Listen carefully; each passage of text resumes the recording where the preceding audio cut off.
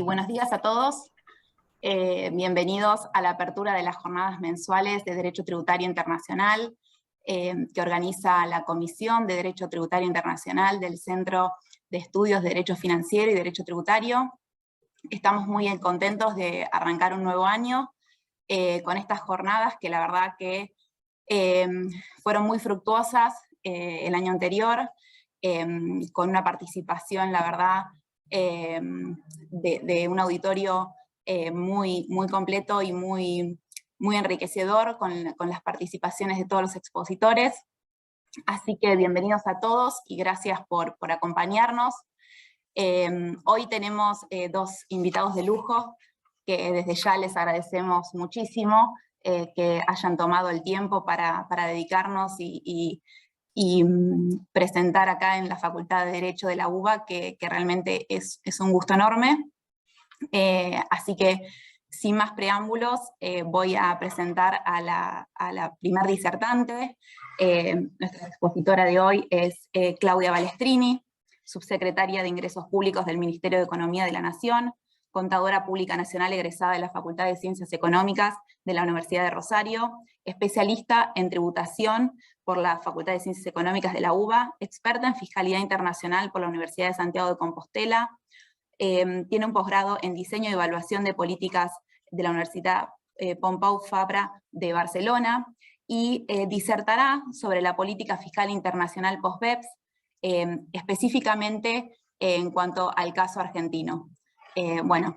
Bienvenida, muchas gracias y paso la palabra.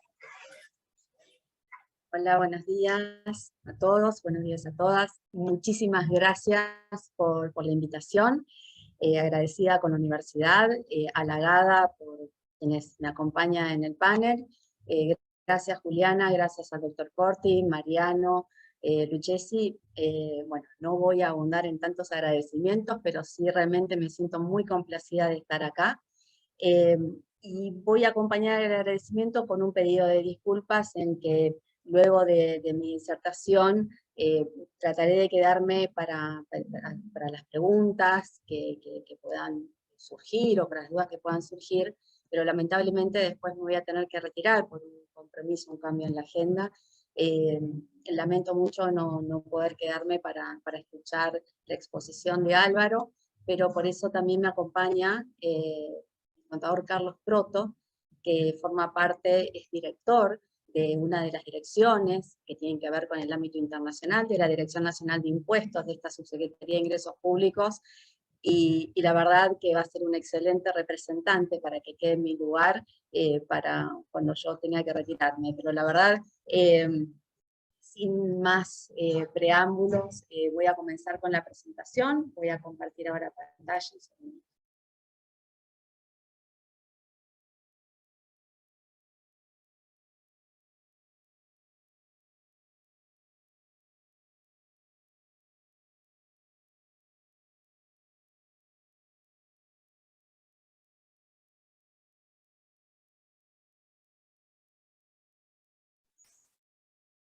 Ahí pueden ver bien, ¿está correcta la presentación? Bueno, buenísimo. ¿Sí? Bueno. Perdón, no sé si soy yo o estoy escuchando algún sonido de fondo que...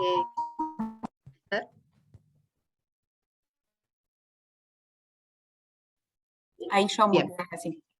Perfecto, perfecto. Bueno, vamos a comenzar la exposición con una gran pregunta. ¿Estamos ante soluciones globales cuando planteamos una serie de problemas que fueron aquejando a nuestra política tributaria nacional e internacional desde hace varios años hasta la fecha? Entonces, primero lo que tenemos que saber es cuál es el problema o cómo identificar el problema. De acuerdo a lo que en algún momento comentó alguien muy sabio, Albert Einstein, dijo que si tendría una hora para resolver un problema, tomaría 55 minutos para definir correctamente el problema y 5 minutos para resolverlo. Yo creo que este es un razonamiento que puede aplicarse en todos los ámbitos de la vida personal y profesional, y yendo a un ámbito nacional e internacional, vemos que existen grandes problemas que tal vez, si nos tomaríamos la mayor parte del tiempo en definirlo, podríamos ir hacia alternativas que puedan ser superadoras. Entonces la pregunta es, ¿estas soluciones globales realmente existen? ¿Son efectivas? ¿Son eficientes?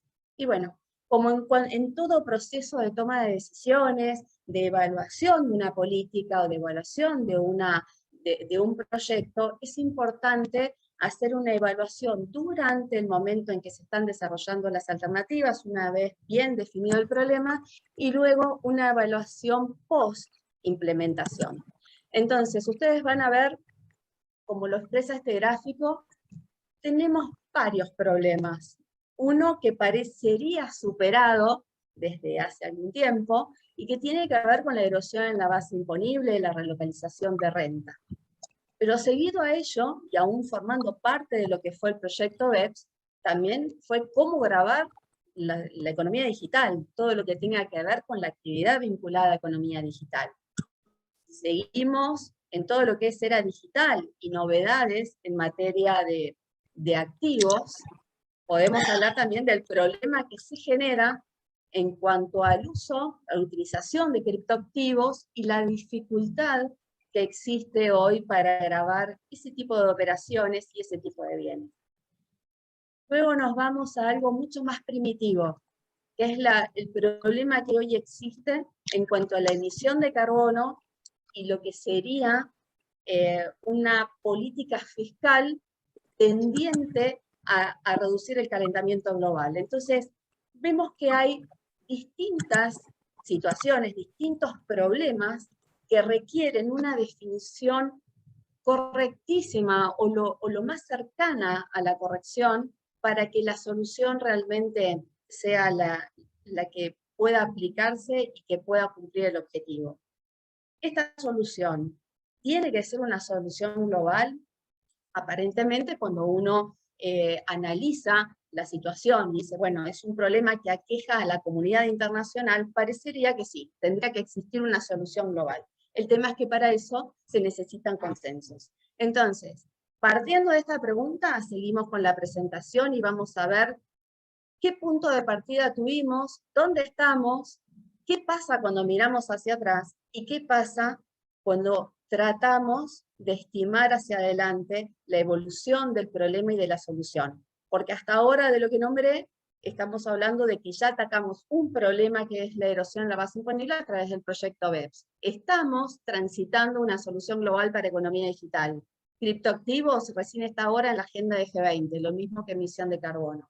Entonces, estamos ante hechos pasados que se están revisando, ante desafíos que tienen que ver con el futuro, y en el medio de todo eso, tratar de tener la mayor certeza de si estamos enfrente de una solución global y cómo construirla.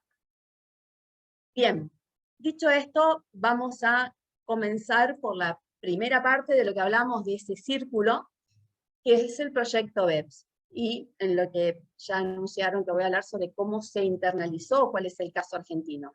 Voy a ser muy rápida en esta parte de la presentación, porque no los quiero aburrir con historias, sino solamente decirles que este problema de lo que es la erosión de base imponible y de localización de la renta, realmente se puede decir que se originó o se detectó a través de la preocupación por las guaridas fiscales y la necesidad del intercambio de información cuando se desata la crisis financiera internacional en el año 2008.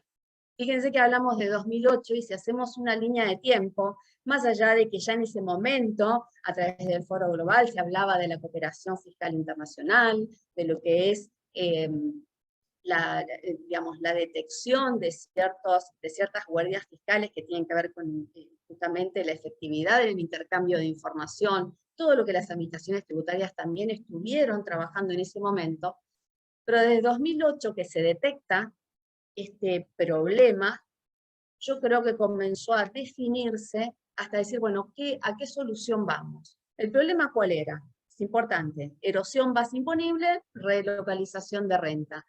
¿Hacia dónde se quería ir? Hacia una armonización internacional, principalmente de lo que es la renta corporativa. Y con eso apuntar a transparencia y certeza tributaria. Es importante que nos quede este concepto acá en esta parte de transparencia y certeza tributaria, porque vamos a ver que lo vamos a repetir en esta otra solución global que estamos transitando que tiene que ver con economía digital.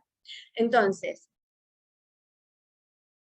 si dijimos que esto inició en el 2008, parece que fue poco tiempo, pero recién en el año 2012 el G20 le encomienda a la OCDE esta solución global. Bien, a partir de que le encomienda a la OCDE, se trabajó a través del Comité de Asuntos Fiscales en una solución global que tiene que ver con este proyecto BEPS, donde también parte de su eje o de su base tenía que ver con detectar realmente dónde estaba la sustancia en esa actividad y establecer ese nexo entre actividad y la sustancia y quién sería la jurisdicción que tendría la facultad de tener la potestad tributaria sobre esa renta. Ahora,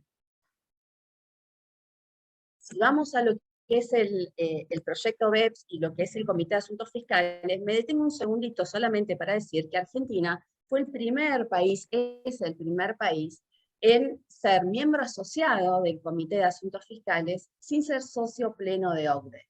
Esto para nosotros fue un antes y un después, porque quien me acompaña en esta presentación, que como les dije antes, Carlos Proto, realmente es nuestro representante dentro de lo que es la Dirección Nacional de Impuestos, es nuestro representante ante esos foros y ante el Comité de Asuntos Fiscales, y lo que nos ha permitido como Argentina, yendo a lo que es el caso argentino, es tratar de estar, y de hecho lo hicimos, en el día a día del desarrollo de ese proyecto BEPS. Realmente fue muy importante porque de esa forma pudimos establecer nuestra posición en cada una de esas acciones que se fueron dando a lo largo del proyecto BEPS. Siguiendo con eso, para no aburrirlos con historia, pero sí quería que sepan que dentro de lo que es la Subsecretaría de Ingresos Públicos del Ministerio de Economía de la Nación, nosotros pertenecemos a la Secretaría de Hacienda, y dentro de lo que es la Secretaría de Hacienda está esta Dirección Nacional de Impuestos a la que me referí, hay dos direcciones más, que tiene que ver con la Dirección de Análisis Fiscal y de Incentivos Promocionales, y la verdad que es un trabajo, un conjunto maravilloso que se realiza y que a su vez se complementa con este acceso a foros internacionales y a mesas de trabajo en los cuales Argentina puede, y realmente lo hizo, dejar su posición, y que lo que eso generó es poder acompañar con cierta comodidad este proyecto. Yendo al caso concreto, dentro de lo que es el proyecto BEPS, en esta primera parte del slide lo que van a ver cuáles son aquellas acciones que se han adoptado como mínimo estándar, es decir, son obligatorias, generan una revisión de pares luego. En la acción 5, que tiene que ver con las prácticas fiscales nocivas, Argentina participó en forma activa, lo que hizo fue mostrar cuáles son los regímenes promocionales que tenemos a nivel nacional.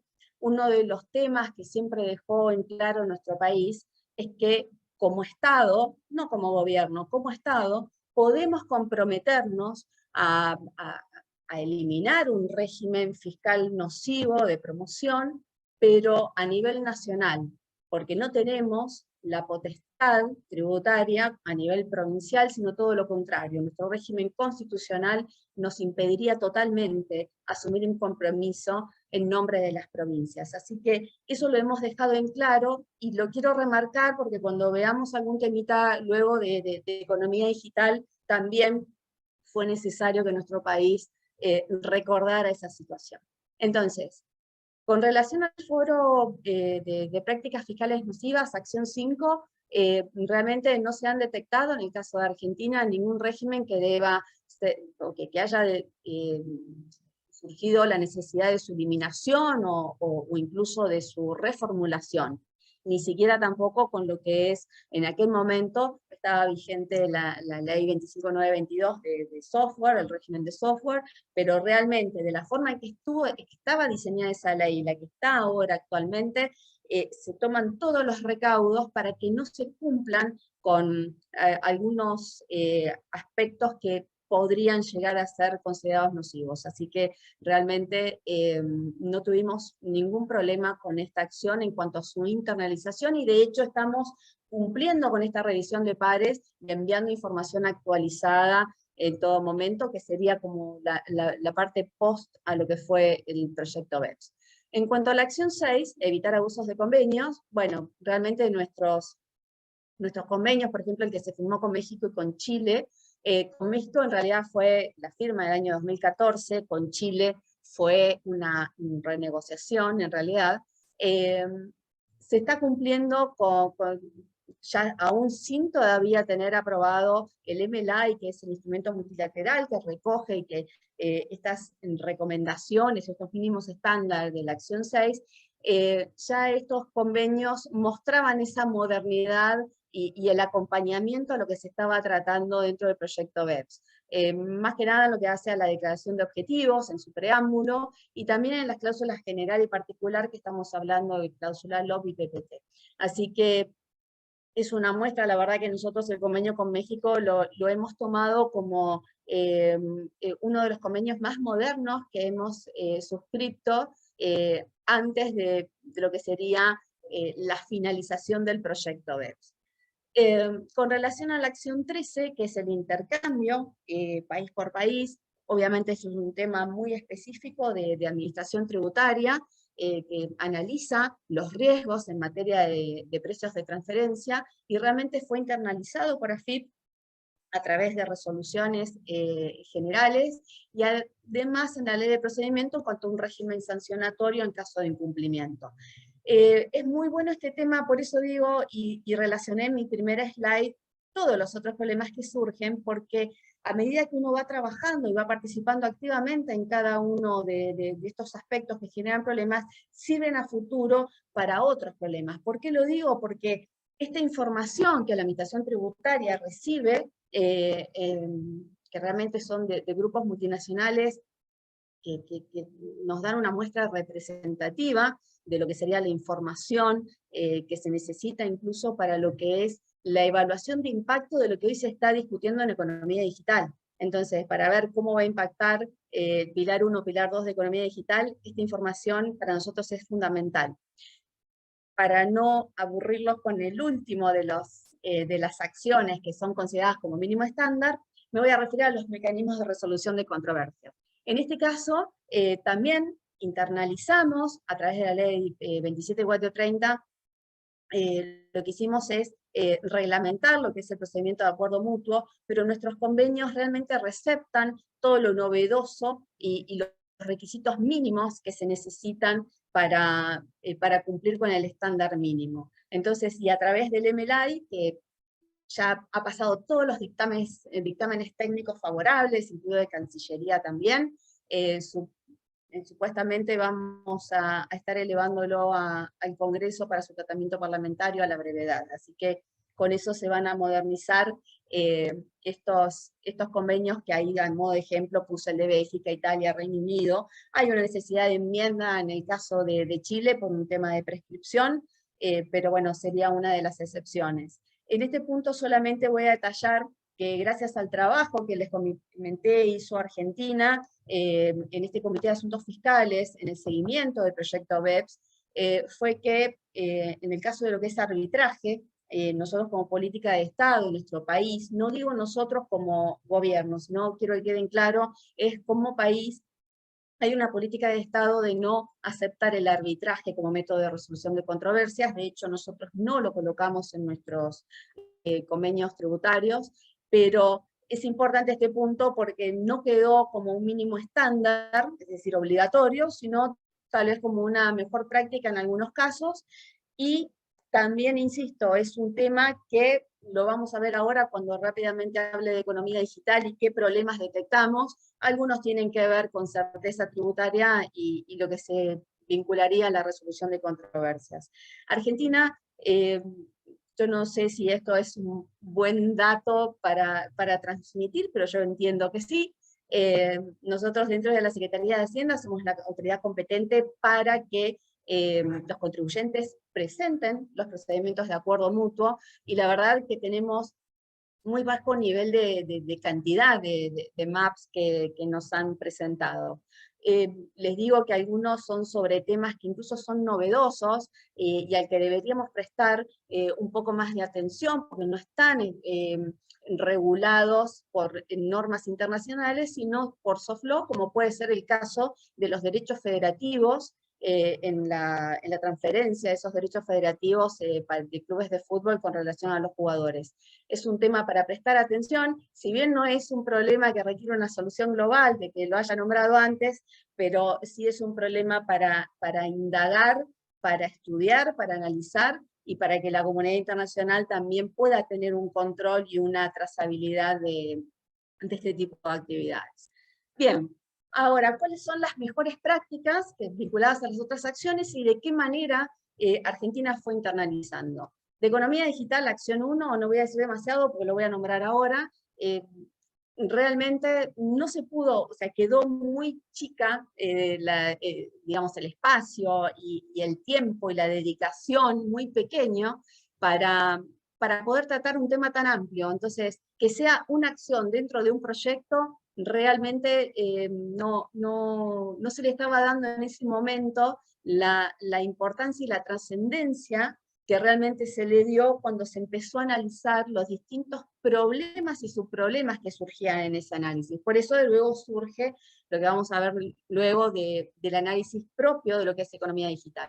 En cuanto a instrumentos híbridos, realmente Argentina siempre tuvo cierta comodidad al participar en los foros técnicos para la definición de esta acción 2, teniendo en cuenta que no solo que nuestro país tiene un sistema de retención en la fuente que puede atenuar ciertos efectos de estos instrumentos híbridos, sino que también los ha recogido en los convenios para evitar la doble imposición, no solo desde el punto de vista de la renta por instrumentos híbridos, sino también para las entidades que por su residencia podrían llegar también a tratarse como entidades de características híbridas. No sé si me escuchan bien. ¿Sí?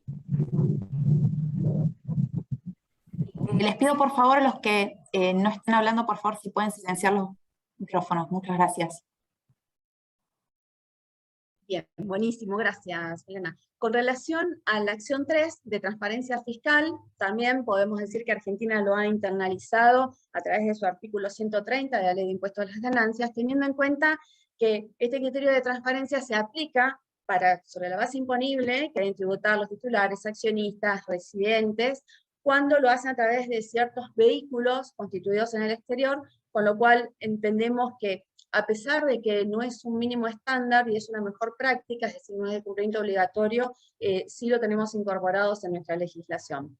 Después, en cuanto a evitar la erosión, que es la acción 4, por limitación de interés y otros pagos financieros, también hemos modificado nuestra legislación, teniendo en cuenta la limitación en la deducción del monto de intereses pasivos, teniendo en cuenta el margen de la rentabilidad del grupo económico, ya dejando atrás lo de capitalización exigua.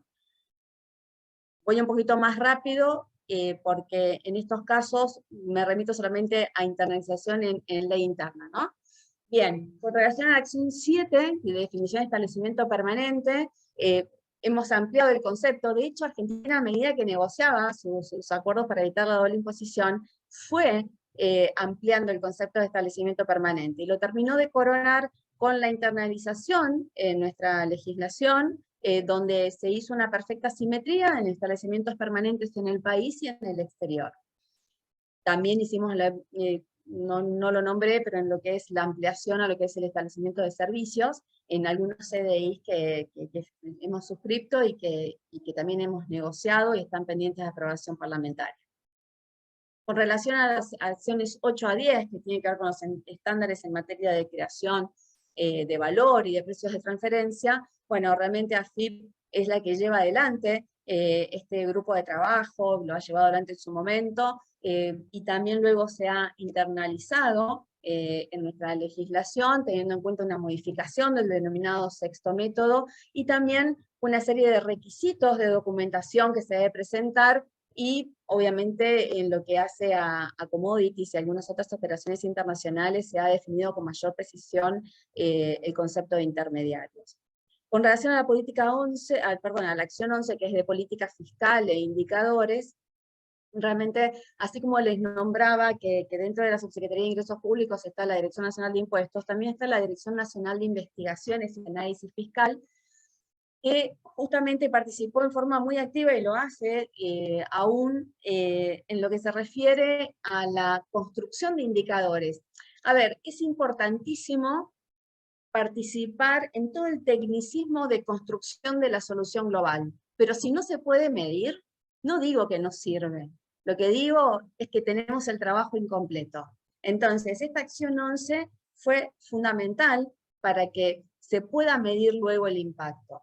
Y de hecho, lo recuerdo y lo recalco de esta manera porque en economía digital sucede algo similar que ya les voy a comentar.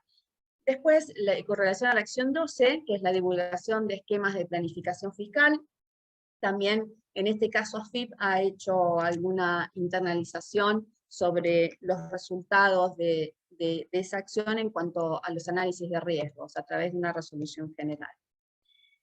Por último, solamente nombrarlo, todos lo deben conocer, el instrumento multilateral que recoge justamente lo que hemos hablado hasta recién, en cuanto a lo que serían el mínimo estándar en materia de convenio, y la verdad es que ese instrumento, si bien fue suscripto en el 2017, ha atravesado a nivel interno una serie hay un expediente que está circulando, ¿no? Pero hay una serie de dictámenes técnicos que fueron necesarios, y bueno, entiendo de que a la brevedad va a estar siendo elevado al Congreso para su tratamiento parlamentario, lo cual nos parece muy auspicioso, y deseamos realmente que así sea en el corto plazo.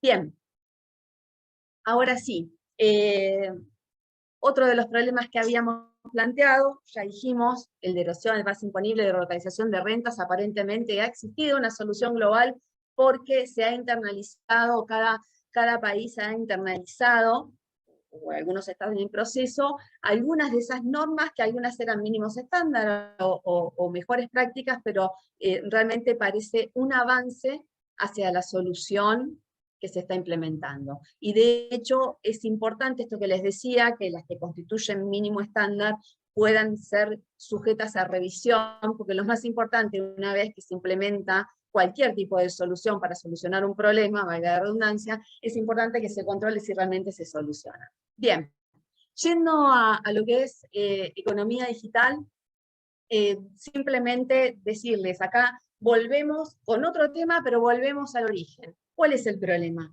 Y el problema es que cómo hace cada país para sujetar a impuestos, a imposición a la renta, este tipo de actividad cuando no hay presencia física.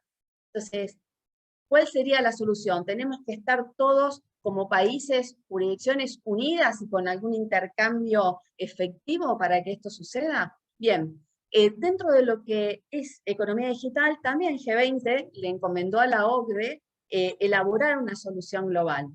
Y se habla de pilares, pilares 1, pilares 2. Entonces, cuando uno habla o se refiere a un pilar, y más en el marco de decir, pretender dar una solución, uno piensa en un cimiento, en una base, en un eje, una columna, algo sólido, una estructura que permita cumplir el objetivo. Entonces, la primera pregunta con relación a este tema es, ¿estamos ante esa realidad o hay que ver alguna alternativa? Bien, para que esos pilares sean sólidos, se necesitan muchas manos, muchos países que estén construyendo esa solidez. Entonces, para eso tiene que haber un consenso, tiene que haber una implementación luego. Y volvemos a la transparencia. Si no existe eso, no existe pilares y no existe solución global. Entonces, Argentina ya en octubre manifestó digo octubre porque fue la reunión clave de marco inclusivo donde se definía si cada país, o sea, la decisión de cada país, ¿acompañamos la solución global o no la acompañamos? No me voy a referir en general a lo que consiste Pilar 1 y Pilar 2, sino simplemente Pilar 1, estamos hablando de una porción de renta no rutinaria de la cual participarían las jurisdicciones de mercado, bajo ciertos parámetros. En Pilar 2 estamos hablando de este denominado impuesto internacional sobre economía digital, que en realidad es un poco más que eso, es un impuesto mínimo, que nos hubiese gustado que sea un poquito más elevado que el 15%, pero bueno, de eso se trata el Pilar 2. Ahora, para acompañar ese consenso global, Argentina se manifestó en forma positiva. ¿Pero por qué? No Argentina como gobierno, Argentina como Estado. Lo que dijo es, nosotros queremos acompañar una solución global, queremos estar al lado de los otros países, no nos interesa quedarnos al margen. Sí nos interesa acompañar, pero también ese acompañamiento lo que requiere es detectar dónde hay errores, defender la soberanía nacional, porque en muchos aspectos veíamos que se podía llegar a dar alguna confusión, por así llamarlo, y que algunos países en vías de desarrollo no puedan estar manifestando su posición como lo estamos haciendo. Y realmente nos pareció importante, fuimos escuchados, por eso ese acompañamiento, pero acompañar significa también estar atento. Estar atento a qué, a lo que les realmente cuando se redacten, de hecho se están redactando las especificidades ahora de esos pilares 1 y 2, que realmente exista ese compromiso, se cumpla ese compromiso, donde todos los países participen en un pie de igualdad, países desarrollados y países en desarrollo. Entonces, vuelvo a lo que decíamos antes, ¿se acuerdan? En la primera Firmina hablamos en la segunda, hablábamos de transparencia, de nexo, de sustancia, y acá volvemos a lo mismo. Transparencia en la metodología. Nos interesa saber cuál va a ser el impacto de Pilar 1 o Pilar 2. Obviamente que a todos los países les interesa y nosotros tenemos herramientas para determinar, me refiero a la administración tributaria, para determinar una parte de ese impacto, pero no tenemos toda la información y realmente estamos haciendo un trabajo muy fructuoso con la OCDE en forma, digamos, sin pausa, por así decirlo, para llegar a una estimación de impacto de esta solución o de esta denominada solución global para lo que serían los efectos recaudatorios en nuestro país. Después lo que, por eso decimos que tiene que ser transparente, tiene que haber transparencia en la metodología de cómo se determina ese impacto. También en los plazos de la implementación. No podemos comparar un país en vía de desarrollo con un país desarrollado, donde la implementación de estas denominados pilares 1 y 2, realmente van a requerir un tiempo prudencial para hacer las cosas como corresponden. Y después un instrumento multilateral que va a recoger los aspectos bien técnicos del Pilar 1, que sea consensuado y equilibrado. Equilibrado me refiero a lo que decía antes, que tanto países en desarrollo como desarrollados puedan participar en un pie de igualdad. ¿Por qué digo? Aquí tenemos distintos temas que para Argentina los hemos levantado como aspectos que queremos que nuestra posición quede reflejada, más allá que en octubre ya hay un statement que define las grandes bases, ¿sí? Pero bueno, estamos participando activamente en la discusión técnica, por ejemplo, con relación a lo que es certeza tributaria, que ahí está relacionado con lo que veíamos antes en la acción 14 de BEPS, en cuanto a cómo se resuelve una controversia, cómo se van a conformar los paneles de revisión y de determinación. Entonces, tiene que haber una participación activa de los países en vías de desarrollo, así como lo hacen los desarrollados. Es necesario de que se defina con precisión cómo se van a elegir esos paneles para poder llegar al objetivo, que es la certeza tributaria. Las medidas unilaterales tienen que ver cuáles son las medidas unilaterales que se deberían eliminar. ¿Qué quiere decir? Bueno, llegamos a una solución global donde te dicen, Pilar 1, tenemos una porción de la renta porque somos jurisdicción de mercado de una determinada actividad de un grupo multinacional. Perfecto. Ahora, ¿qué medidas unilaterales debo eliminar como país?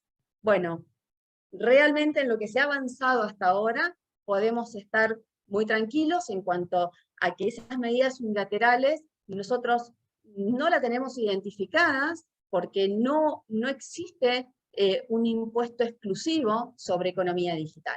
y los que están, o cualquier medida que esté relacionada con el impuesto a las ganancias, está incluido dentro de lo que es nuestra legislación interna. Así que vamos a seguir atentos porque todavía no está terminado de redactar lo que serían los aspectos más específicos de cuáles son y que el tiempo de eliminación de esas medidas, pero estamos convencidos que el sistema de retenciones de impuesto a las ganancias que hoy tiene Argentina es totalmente compatible con este esquema.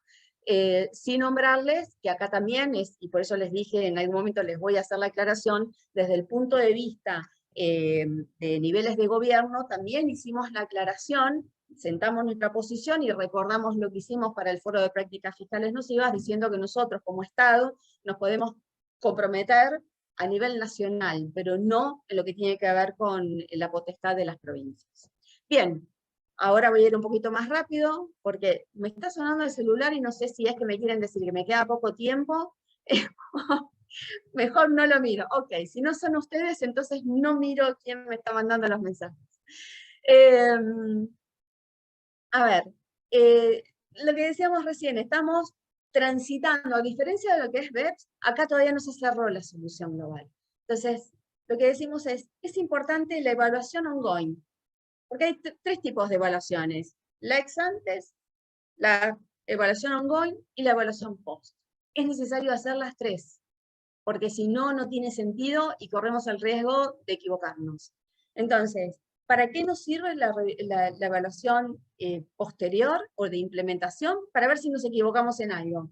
Entonces, lo que nosotros hemos sugerido desde nuestro país es que en ese instrumento multilateral también se incorpore una necesidad de revisión. Nadie puede ser tan soberbio para decir que no se puede equivocar. Entonces, siempre hay que mirar hacia atrás. En cuanto a los pilares de la economía digital, ahí vuelvo y les hago otra pregunta. Después de lo que dije, ¿estamos hablando de pilares que tienen un cimiento, que tienen una estructura sólida, o va a haber que hacer un nuevo análisis? Falta un poco de tiempo para tener esa respuesta, así que me aceptaré la invitación cuando la respuesta esté. Bien, solamente nombrarles, así como les nombré en su momento el tema de criptoactivos. Pues, a ver, uno habla de economía digital, de todo lo que es el avance de la tecnología, que es maravilloso, habla de criptoactivos, que parece que estamos hablando de algo inusual y cada vez es más usual y forman parte más de nuestra vida diaria.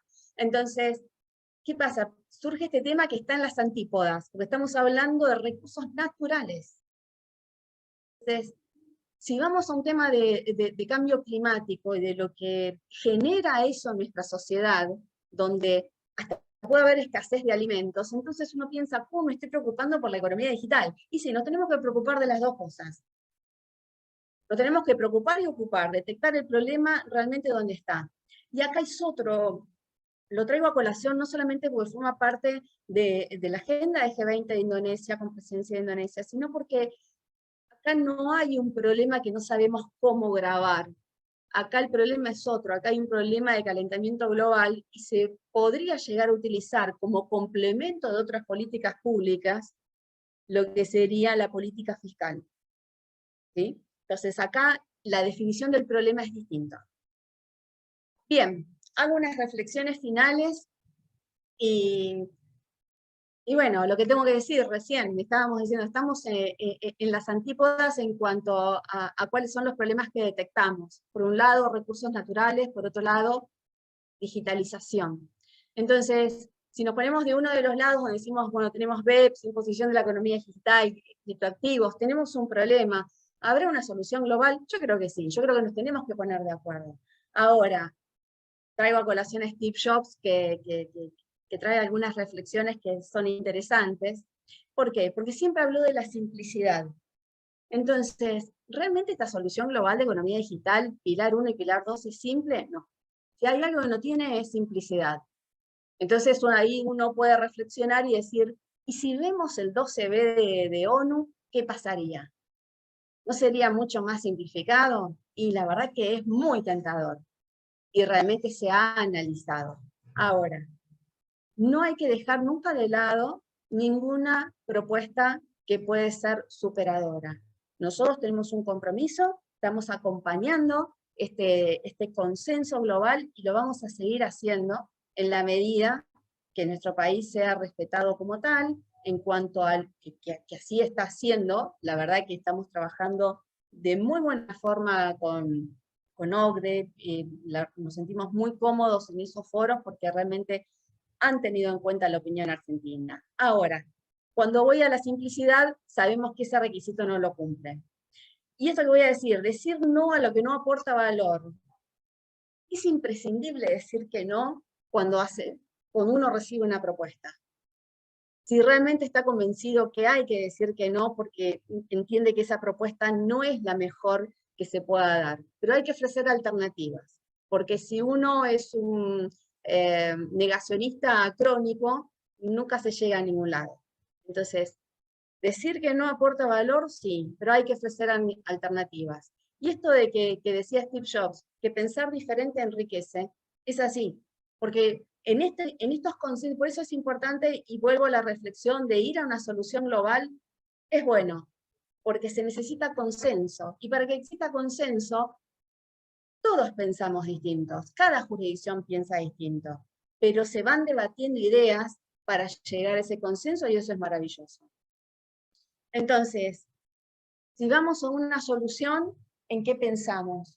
En crear para mejorar, en crear en consenso, en crear en un pie de igualdad. Crear y evaluar, siempre evaluar. Y acá termino con esto diciendo algo que realmente estoy convencida que es así. Como los que hemos detectado ya en la primera slide, siempre un problema es una oportunidad para hacer algo diferente, un desafío. Así que en eso estamos embarcados, así lo vemos con este optimismo desde nuestro país.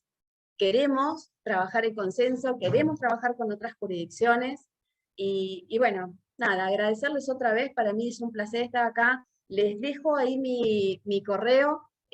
Siempre reitero al finalizar mis exposiciones que tengo un gran mandato del secretario de Hacienda, que me dijo que nunca deje ninguna pregunta sin responder, ni ninguna consulta sin evacuar. Y la verdad que para eso estoy, es el deber de cualquier funcionario público, y un placer poder cumplirlo con ustedes y con quien tenga algún tipo de consulta.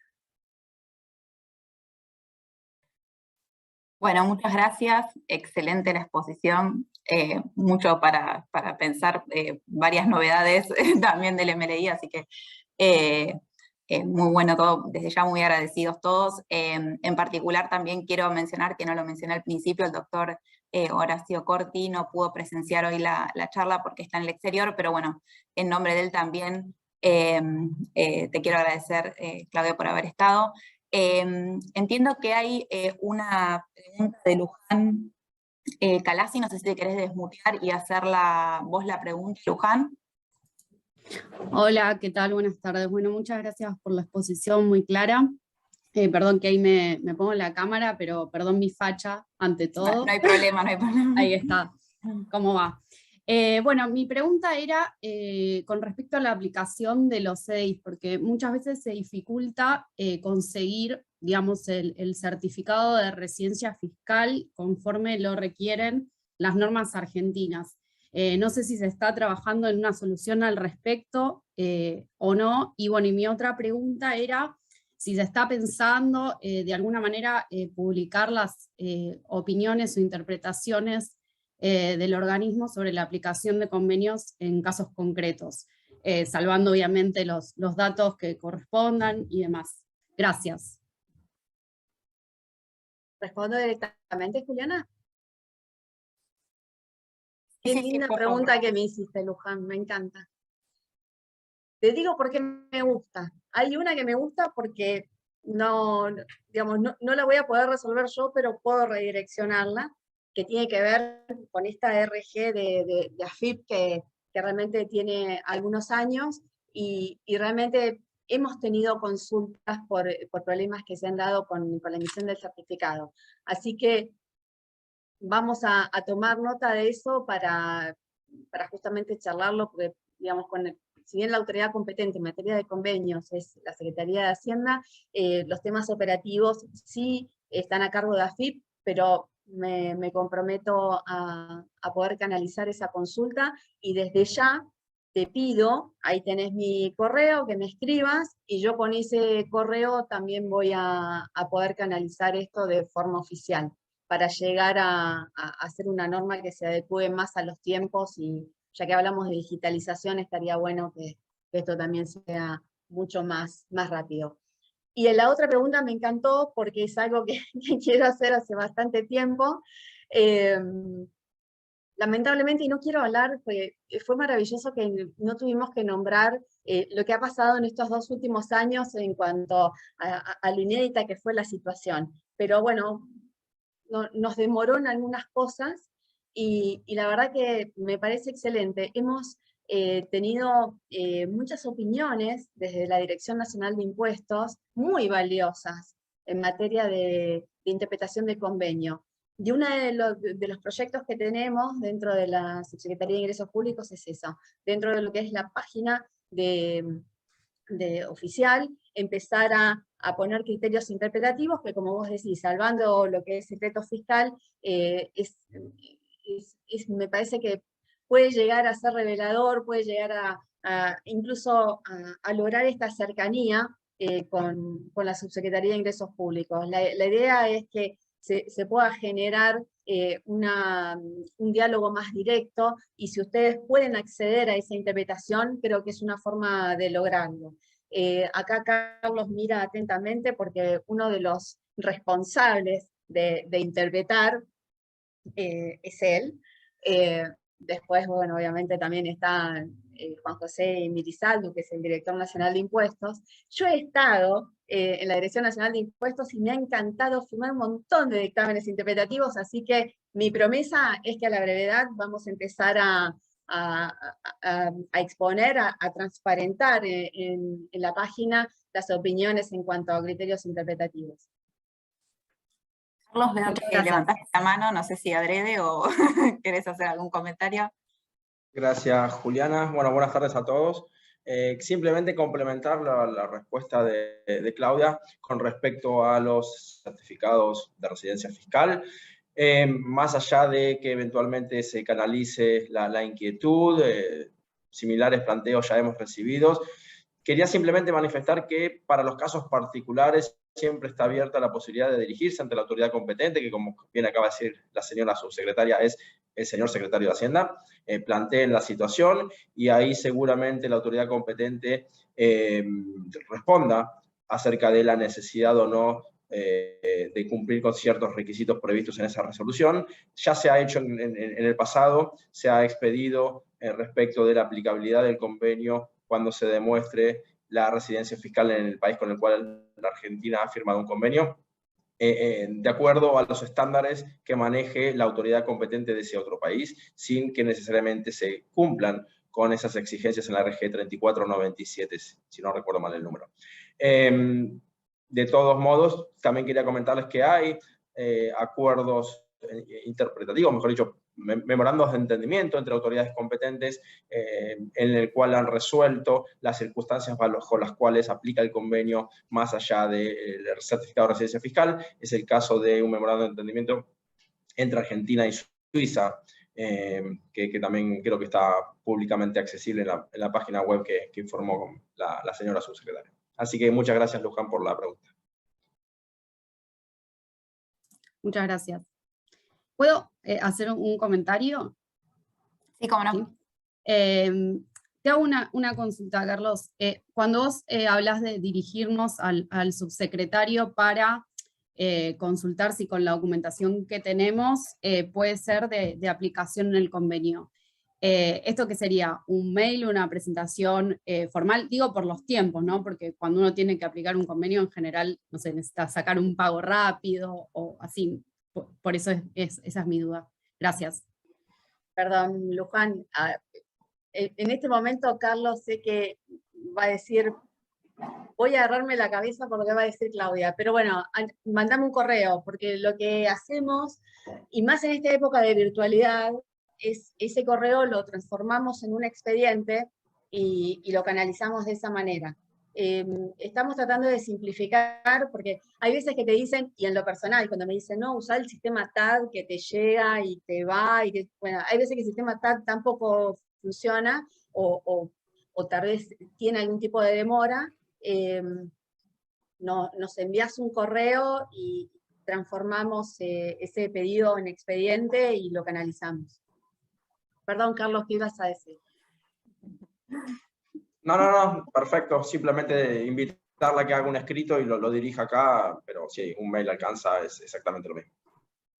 No, está bien, o Gracias. sea, en el mail presenta el escrito, o sea, no es, o sea, en un correo con una presentación, pero la envías como un archivo adjunto en el correo. A eso es lo que voy. Y ahora te voy a pasar el correo de Carlos también. Bueno, más que contenta te tenés que ir, Luján, porque una respuesta muy rápida vas a recibir. Tal igual, gracias. Bueno, tengo algunas preguntas que te voy a leer yo. Si consideras que para países de América Latina las soluciones de pilares 1 y 2 son beneficiosos, en su caso la alternativa de la ONU le parece viable. Un poco hablaste sobre eso, pero bueno, si quizás puedes ampliar la postura. Sí, claro. Sí, claro, la preocupación que me imagino hay detrás de esa pregunta, la comparto. Estoy atenta, no puedo decir si Pilar 1 y Pilar 2 es la solución global, por eso empecé con esa pregunta. Estoy atenta, estamos atentos como país para acompañar esa solución, porque ya te digo, queremos un consenso, queremos estar dentro del mundo. Ahora, acompañar significa tener también la posibilidad de que sea con una transparencia en la metodología, que podamos ver cuál es el impacto en cada país. Y preocupa justamente cuando hablamos de países en América Latina, la situación de cada país es muy particular como para evaluar qué impacto va a tener.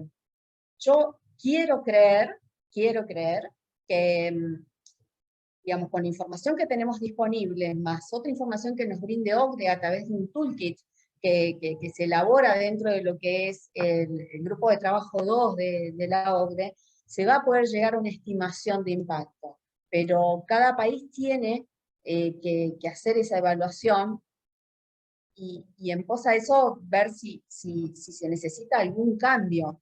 Digamos, yo no soy de la idea de que nunca se está a tiempo de hacer un trabajo, que ya es tarde, porque ya hay un statement que está en octubre, y bueno, la verdad, dije antes, nadie puede ser tan soberbio para decir que esto funciona. Entonces lo que hay que hacer es controlar, lo que hay que hacer es evaluar.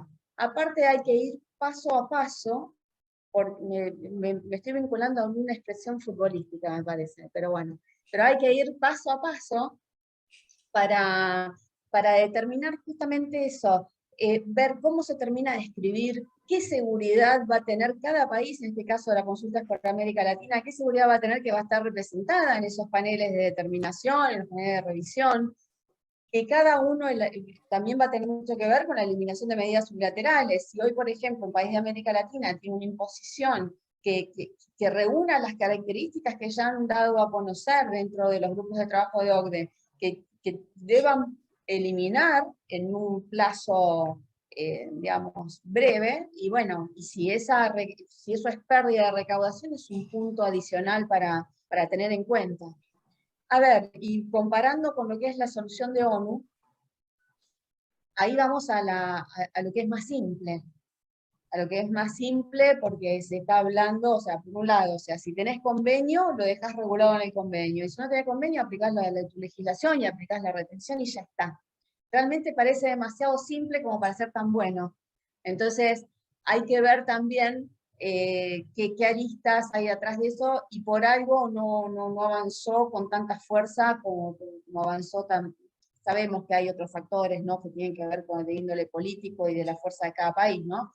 Pero me parece que es una solución que no hay que desechar, porque, es más, ya te lo dije, solución. Entonces no es una solución que no hay que desechar porque puede llegar a ser alguna alternativa, si luego, una vez implementada la solución global que se pretende implementar a través de OCDE, vemos que no tiene los efectos que uno ha querido que tenga. De todas formas, esto es un proceso, y cuando digo paso a paso es porque realmente todavía no se terminó de redactar el instrumento multilateral, y luego de eso hay que definir, tomar la decisión de si se va a suscribir o no ese instrumento, y luego someterlo a una internalización, enviando ese instrumento a aprobación parlamentaria, con lo cual tampoco podía definir cuál es el plazo, porque ahí ya estamos hablando de tiempos distintos.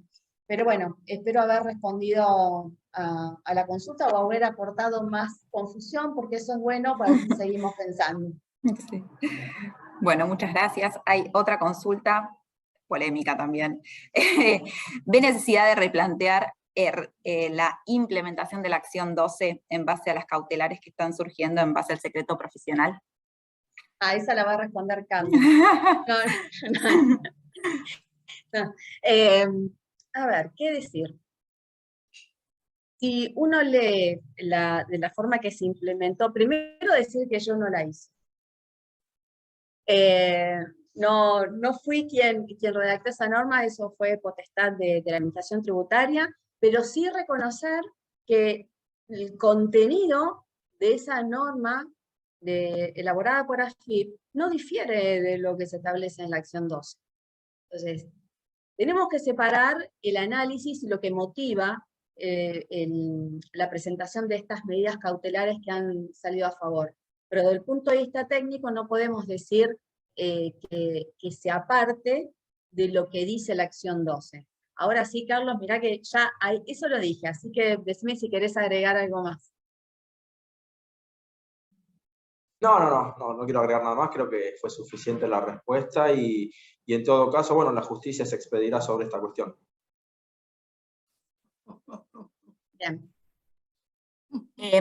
La última, ya para no robar más tiempo, ¿las medidas multilaterales tienen en cuenta a las pymes o solo se plantean soluciones a multinacionales?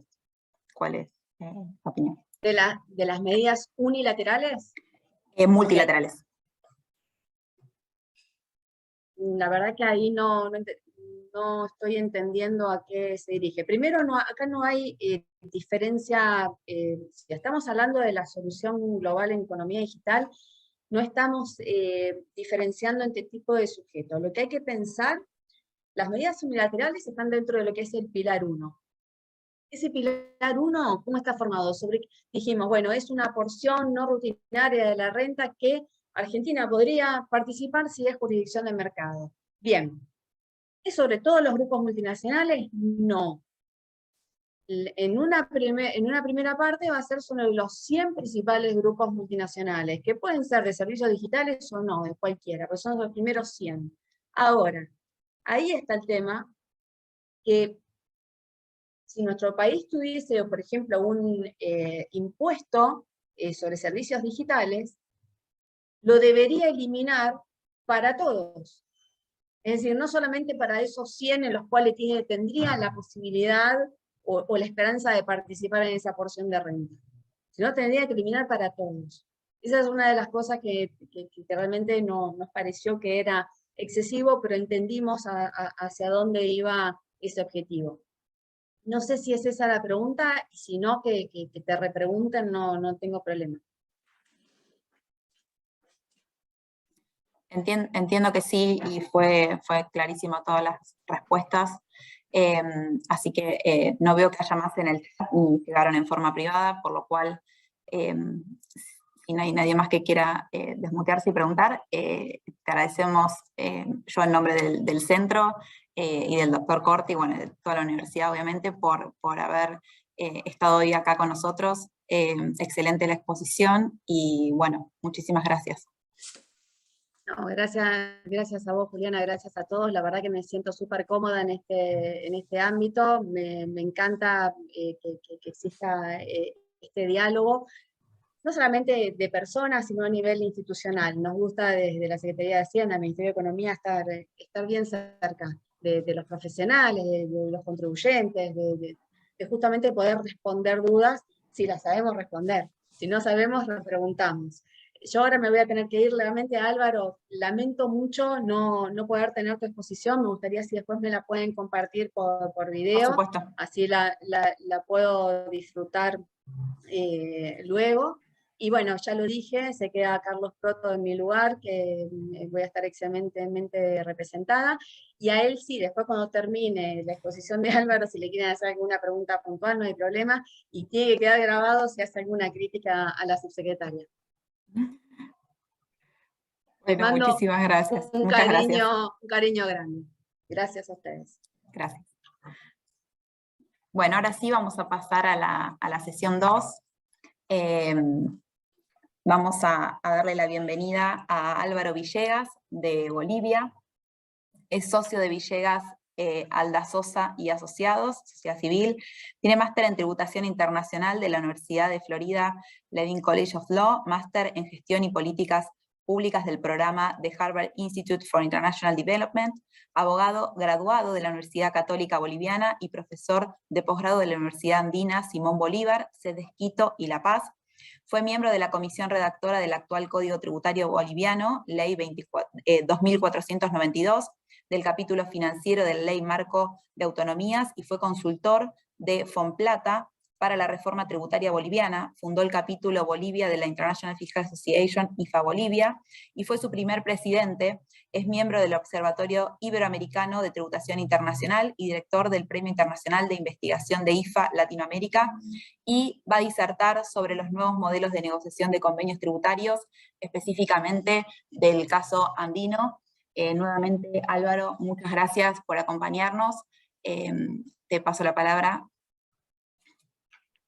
Juliana, muchas gracias por la presentación. También agradecido por la gentil invitación de Mariano Lucchesi y el profesor Corti a esta inauguración de las jornadas mensuales de la Universidad de Buenos Aires. También complacido de haber compartido, aunque sea unos momentos, con Claudia, y ahora a partir de eso con Carlos Proto también, para poder tal vez discutir algo sobre este tema que lo vemos en común en la región.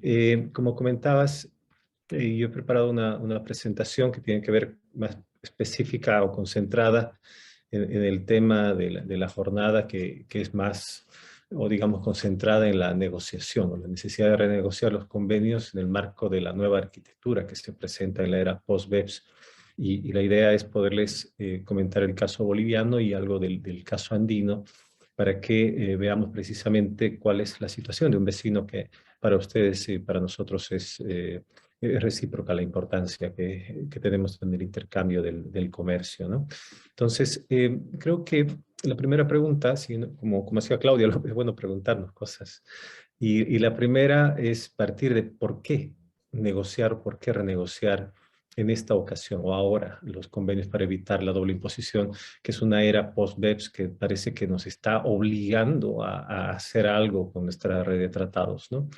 Y para eso, para responder esa pregunta, creo que ustedes se les han podido hacer mucho antes, incluso mientras el plan de acción BEP estaba forjándose, ustedes ya venían haciendo convenios con las cláusulas incorporadas ahí, con anticipación, etcétera, y hoy tienen una línea clara de país, de Estado y de gobierno que va hacia eso.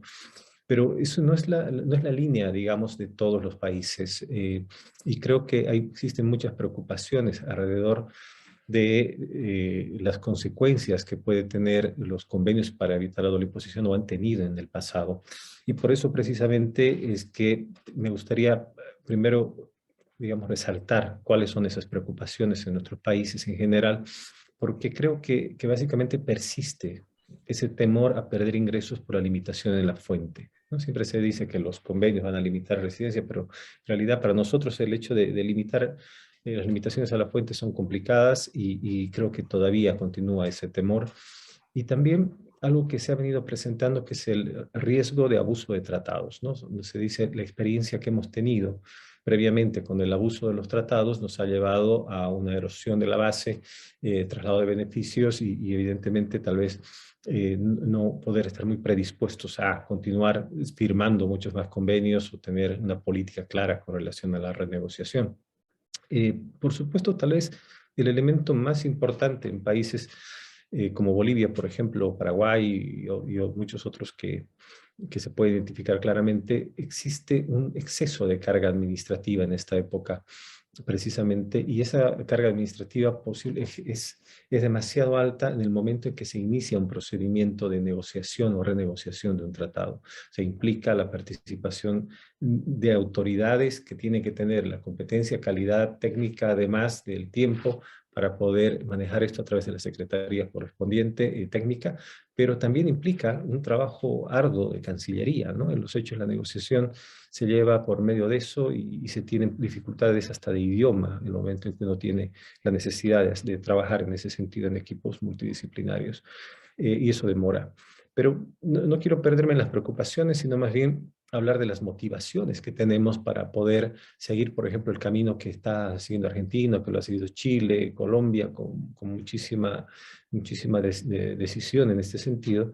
Y básicamente creo que la situación actual, la era post-BEPS, nos ha ayudado, incluso desde el momento que estaba forjando el plan de acción, a reexaminar nuestra red de tratados. Creo que todos hemos podido hacer un análisis diferente para determinar quiénes son los ganadores y perdedores, y si de lo que ya teníamos ha existido evidentemente un beneficio o no para lo que se trataba de regular. En el caso boliviano, como lo vamos a ver, la existencia de la red de tratados que tiene ha estado muy vinculada a algo que a veces se cuestiona, que se dice los tratados en realidad tienden a promover las inversiones y facilitar el comercio, uno de los principales objetivos, y eso es discutible de demostrar, muy difícil, muy complejo. Y en realidad en el caso boliviano se ha demostrado que la captura de inversión extranjera, en el momento en que se han firmado los convenios, ha sido fundamental para desarrollar los planes de crecimiento económico de esa época, ¿no? Estamos hablando de un gobierno liberal. Ahora, el hecho de reexaminar la política de abuso de tratados es un tema fundamental de la agenda mundial, de la agenda global, y eso precisamente es lo que debe motivarnos a eliminar ese miedo, es decir, ese riesgo de que hemos visto con el abuso de tratados que al final han venido perjudicando nuestras economías. Entonces, sí hay claramente una señal de cambio en ese sentido que va a motivar mucho más a los países que están rezagados en la renegociación o la negociación de convenios bajo esta era. Ahora, definitivamente lo que vemos es una presión de la comunidad internacional. En alguna exposición anterior decía, están los países activos, los que son negativos digamos, al MLI o al marco inclusivo, y hay otros países que son indiferentes.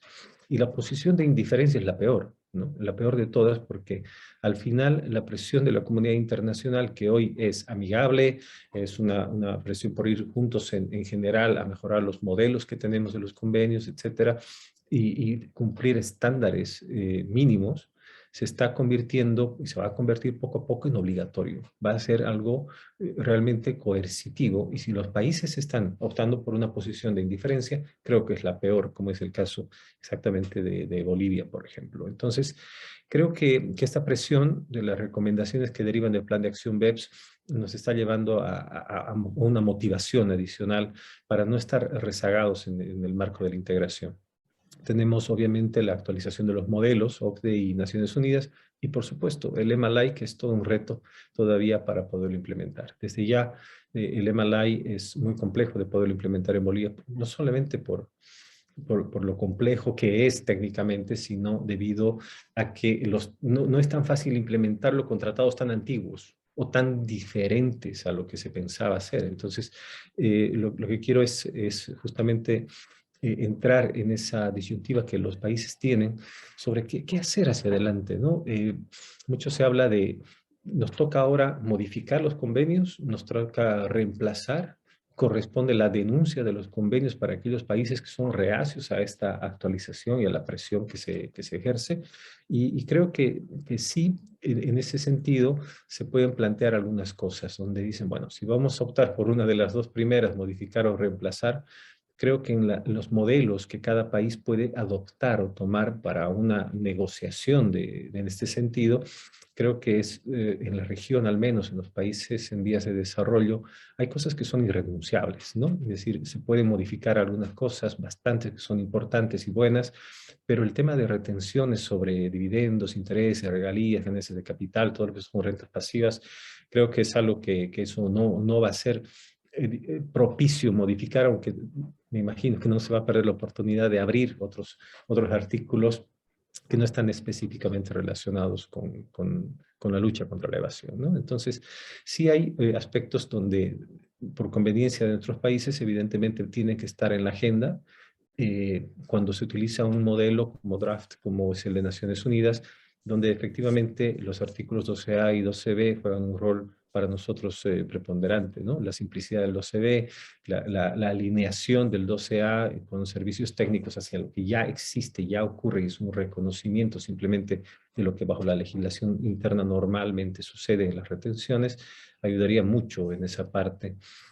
Otro aspecto que se ve positivo dentro de esta modificación o reemplazo definitivamente son los ajustes al establecimiento permanente, al artículo 5, porque definitivamente creo que todos hemos sido como países parte de los problemas y de una planificación fiscal agresiva que tendía a fraccionar el establecimiento permanente, a generar mecanismos de elusión de este establecimiento por varios aspectos que conocemos, y definitivamente la línea de los negociadores va a ir hacia aceptar básicamente esta nueva forma de ajustar el establecimiento permanente y mucho más, como comentaban, en la parte del establecimiento permanente de servicios, que es lo que podría simplificar o solucionar varios problemas. También con relación a la interpretación y aplicación, definitivamente, ¿qué país podría estar en contra de mejorar los mecanismos de interpretación y aplicación? Porque esta es una decisión política de los países que están dirigidas precisamente a evitar digamos, este problema de la elusión fiscal, y lo que hemos visto es que son medidas también agresivas, ¿no? Cuando hablamos de límites a la planificación agresiva, nos encontramos en que las cláusulas que se están definiendo o incorporando nos están generando márgenes de seguridad no aceptables, o que generan también medidas que pueden llegar a ser muy agresivas para los contribuyentes. La línea planteada por el concepto mismo de planificación agresiva, indefinido en sí, nos pone frente a esto, pero desde el punto de vista de los países, definitivamente optar por una cláusula PPT o LOB o combinada va a ser algo inobjetable, ¿no? Además, con la tradición de LOB que tenemos casi todos los países, ¿no? De incorporar la PPT, el reconocimiento de la aplicación de la cláusula general antiabuso interna, además, y todos los problemas que genera, pero bueno, temas solucionados a partir de 2003 que son importantes. Se ha tocado también en la exposición de Claudia la parte de actualización del MAP, ¿no? Mecanismo de acuerdo mutuo, y definitivamente creo que eso es lo que más tiene que cambiarse, y es donde vamos a estar todos muy de acuerdo con mejorar esto, pero en la parte del arbitraje es donde definitivamente van a existir diferencias entre todos nuestros países. Bolivia, al igual que Argentina, ha tomado la decisión histórica tradicional de considerar constitucionalmente una prohibición al arbitraje, y porque se da el hecho de que los créditos tributarios son innegociables. Sin embargo, yo difiero de esta posición en el caso boliviano, pero difiero después de haber estudiado a profundidad más las consecuencias y haber visto los ejemplos de otros países que tienen similar ordenamiento jurídico. Y la posición, debo confesar eso, la posición original mía era, no, esto no va a suceder. Posiblemente no suceda, pero los elementos técnicos de fundamentos jurídicos para poder llevar adelante el arbitraje en un país como Bolivia, creo que están abiertos, y es posible, si existiera decisión, digamos, cambiar esa posición. Un ejemplo de esto en los países andinos es Ecuador. Ecuador siempre ha defendido tradicionalmente la inaplicabilidad del arbitraje en materia tributaria, pero recientemente aprobó una norma que permite la mediación en materia tributaria, que es, yo digo, un paso previo como para poder abrir bajo esos principios una gran posibilidad hacia el arbitraje. Entonces, lo que antes se pensaba que no se podía hacer, que estaba grabado en piedra, estamos viendo con elementos concretos o con prácticas recientes que definitivamente podría llevarse a ciertas modificaciones de criterio.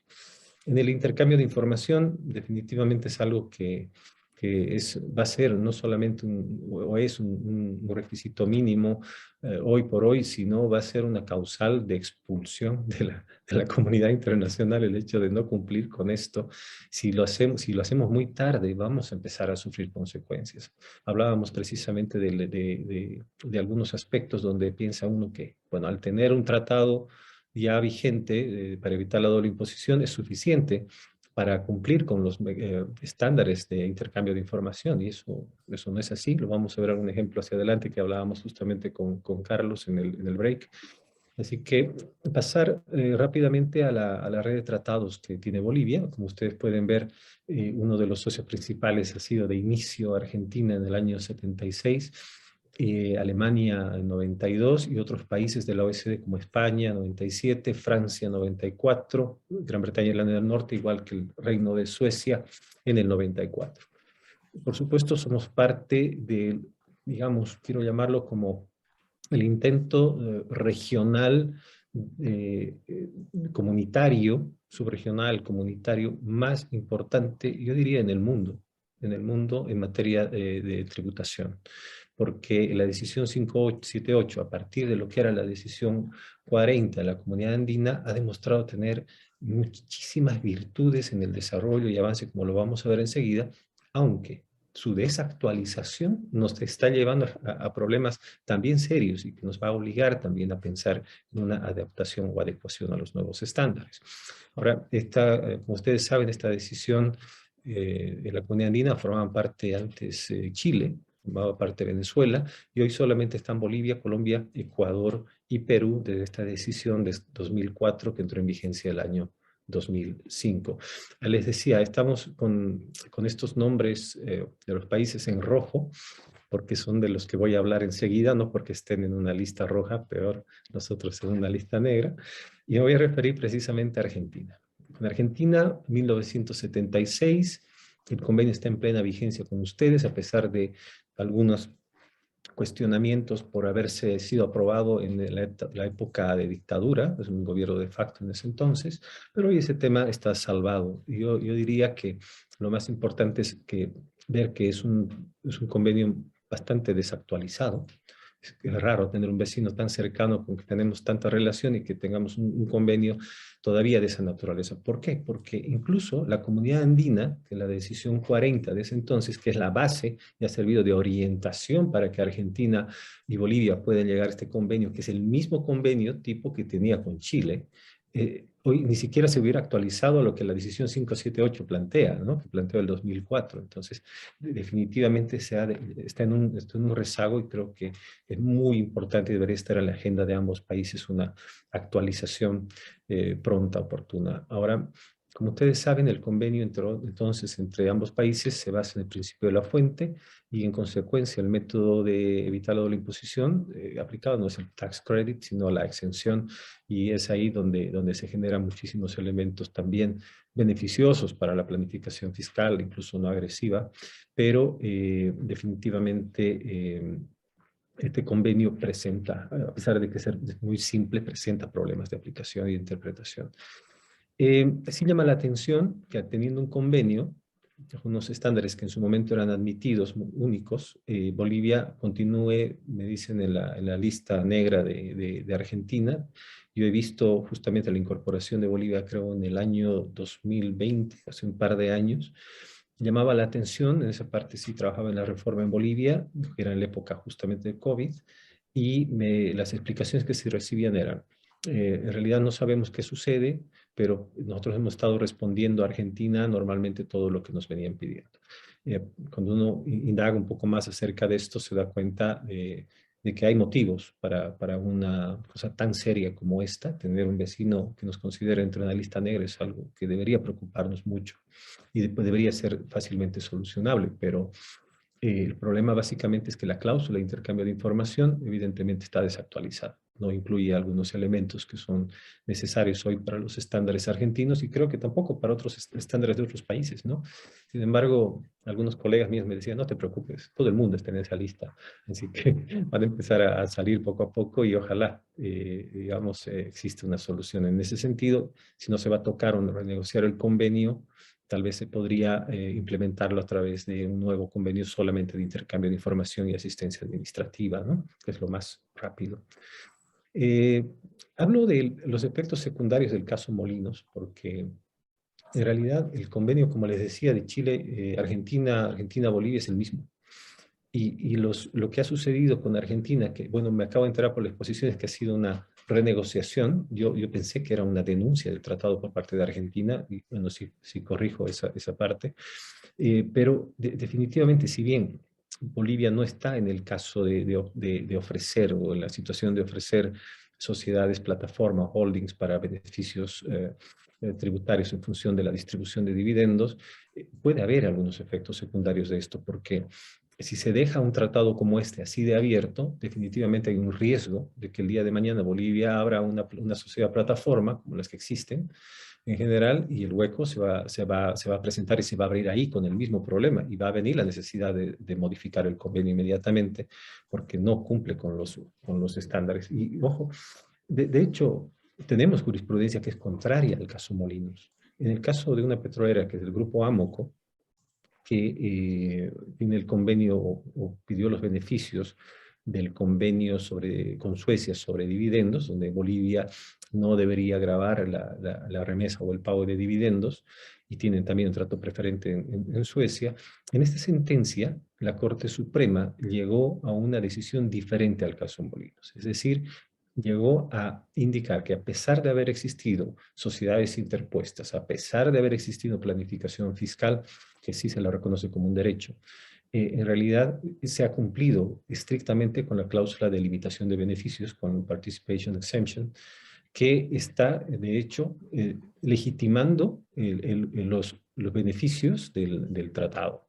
En consecuencia, en mérito al principio pacta sunt servanda, la Corte Suprema entiende que Bolivia no puede alegar en la utilización de cláusulas internas para poder quitar o para desconocer los beneficios del tratado que ha sido acordado con Suecia. Entonces es un caso interesantísimo, obviamente es anterior al caso Molinos, pero que ya nos está marcando una diferencia. Necesitamos modificar el convenio con Argentina para que no haya problemas en el futuro asociados a lo que ha pasado con Molinos, ¿no? Y bueno, cuando nos dicen qué modelo vamos a utilizar para la negociación o renegociación, tal vez para los que no están familiarizados con cómo se hace una negociación de tratados, lo primero que sucede es que el país que envía una carta de invitación a renegociar esto, y claro lo sabe mucho mejor que yo y le puedo explicar con más detalle, lo primero que se hace es manden su modelo, ¿no? Y dice, bueno, ¿y qué modelo? ¿Qué modelo voy a mandar si no? O sea, tengo posiciones, pero no tengo un modelo. Claro, en realidad es una especie de draft, de borrador, sobre el cual uno tiene que elegir. Entonces, si uno va a decidir, ya tenemos un convenio con Argentina basado en la fuente, lo mejor es que Bolivia plantee que el modelo sea la decisión 578. Pero sabemos los problemas que existen y lo más probable es que terminemos pidiendo como modelo inicial de discusión el modelo de Naciones Unidas por las ventajas que tiene, que ya las había comentado. En el caso de Alemania estamos frente a algo muy diferente porque Alemania ha sido punta de lanza en la presión internacional para poder obligar a invitar, pongámoslo así, a Bolivia a modificar el convenio. Uno lee la carta enviada por Alemania el año 2020 a modificar o reemplazar el convenio, y claro, dice, bueno, ¿qué es lo que quieren en realidad? ¿Quieren ajustar, hacer algunas cláusulas, renegociarlas, adaptarlas y demás? Pero en realidad lo que se quiere es un reemplazo, porque lo que están pidiendo es que Bolivia envíe justamente ese draft, ese modelo que va a implicar, me imagino, dejar de lado lo que se tiene hasta ahora, que es muy antiguo, el año 92, y pasar a otro tratado nuevo, más actualizado. Además, eso es mucho más sencillo de hacer, pero si Bolivia sigue sin responder, o sin responder de manera real, efectiva y práctica a lo que se ha hecho el año 2020, que es responder con muchísima voluntad el hecho de que estamos dispuestos como país a renegociar el convenio porque compartimos los criterios que hoy motivan la lucha contra la planificación fiscal agresiva, etcétera. Y si no se dan hoy más pasos hacia adelante, definitivamente no quiero pensar que la denuncia pueda ser una salida por parte de Alemania, porque el tema diplomático aguanta mucho más todavía, pero sí existe una presión que Bolivia todavía no la está sabiendo manejar de manera adecuada. Entonces, si hoy nos podríamos preguntar qué modelo se puede utilizar, definitivamente es ir bajo el brazo con el modelo de Naciones Unidas, con lo que ya se consiguió con Alemania, que es mucho más fácil por su digamos, tradición sobre el respeto al principio de fuente, pero la capacidad administrativa nuevamente sigue siendo el problema y lo estamos viendo ahora y me imagino que va a suceder eso también hacia adelante. Con la decisión 578, que creo que es con la lámina que termino, les decía en broma, hay cosas que son raramente confidenciales y parece que esta negociación entre los países de la comunidad andina, al menos desde el caso boliviano, es confidencial. Lo que yo he visto recién es que Colombia está muy abierta y tiene puntos muy claros para poder solicitar que sean ajustados al convenio. Bolivia lo mantiene muy hermético, pero bueno, tendrán sus motivos en las autoridades. Sin embargo, el cambio de modelo, yo lo veo improbable. Es decir, la decisión 578, el principio de fuente y demás, va a ser muy difícil de modificar o adoptar un convenio multilateral basado, por ejemplo, en la OCDE o en Naciones Unidas. Eso pienso que no va a suceder. Y estamos con intereses contrapuestos, ¿no? Porque cuando uno mira los países andinos, incluso dentro de los países llamados andinos somos diferentes, ¿no? Al interior, que en el fútbol nos dicen el país andino cuando participa Bolivia con algún equipo, y claro, 2/3 del país es amazónico, ¿no? Es llano, no es altiplánico o andino específicamente, pero pasa lo mismo con Colombia o con Ecuador, pero aún así, vemos las diferencias entre los países que van a comenzar a generar una ruptura de criterios que no están permitiendo avanzar. Por ejemplo, si antes en la decisión 40 y después con la 578 éramos todavía similares, hoy lo que estamos viendo es que un miembro de la comunidad andina ya es miembro de la OCDE, Colombia. Otro miembro, que es Perú, está en camino, o al menos antes de este cambio de gobierno, estaba en la lista después de Costa Rica para entrar a formar parte de este selecto grupo. Entonces son intereses absolutamente diferentes. Por el otro lado, tenemos a dos miembros que son Bolivia y Ecuador, que tienen la misma característica: ausencia total del marco inclusivo y ausencia total, obviamente, del Malay. Entonces, son países que van a renegociar tratados de manera bilateral y que están mirando de lejos. En el encabezado, indicar el nombre del organismo. En el encabezado. Por favor, si alguien tiene el micrófono desmuteado, por favor, se lo puede mutear. Gracias. Está bien. Gracias. Y bueno, ¿qué más viene? El tema de arbitraje. Cuando decimos, bueno, vamos a mejorar nuestro MAP, podemos incorporar arbitraje, pero en el caso de la comunidad andina sucede una cosa muy interesante. Cuando les decía, es un ejemplo muy interesante de integración subregional, es que en la comunidad andina, si ustedes no saben, existe un tribunal de justicia, tribunal andino cuyas decisiones son vinculantes. Y en materia tributaria se aplica una interpretación prejudicial en ese sentido. Es decir, cualquier conflicto de interpretación o aplicación de la decisión entre los países miembros tiene que ser de conocimiento obligatorio del Tribunal Andino para uniformar criterios, y esa interpretación prejudicial también es vinculante para, en este caso, la última instancia de juzgamiento. Así que esto ha funcionado bastante bien, si bien ya en el tratado o en la decisión 578 existía una interpretación muy clara de no conducir que sea prohibido conducir hacia la evasión fiscal en general. Tenemos, digamos, otro tipo de avances que son importantes relacionados con la doble no imposición internacional, porque eso es un elemento clave de los nuevos modelos, ¿no? Desde el preámbulo. Entonces, en el caso de la comunidad andina, el Tribunal Andino en esta sentencia 5158 del 2015, lo que ha hecho ha sido interpretar el impuesto al patrimonio de manera tal que este no debería servir de patrocinio para la doble no imposición en un caso reclamado precisamente por Colombia. Por Colombia, donde ya se tiene muy claro que al menos en la parte de imposición sobre el patrimonio, la doble no imposición es inadmisible, y eso tiene carácter vinculante en adelante para todos los miembros. El intercambio de información es algo absolutamente necesario, imprescindible de modificar. Creo que todos podemos estar de acuerdo con eso. Y también favorecernos de la compatibilidad que puede existir en la decisión 578 con las propuestas del 12A y 12B del convenio o del modelo de convenio de Naciones Unidas. Muchísimas gracias a todos por su atención. Espero no haberme pasado demasiado el tiempo, así que estoy a su disposición para cualquier consulta. Muchas gracias, Álvaro. Excelente la exposición. Te agradecemos nuevamente. ¿Se me escucha bien? No sé, yo lo veo a Álvaro quizás como... Ok. Bueno, no sé si hay alguno que quiera hacer alguna pregunta. Se pueden desmutear o hacerla vía chat.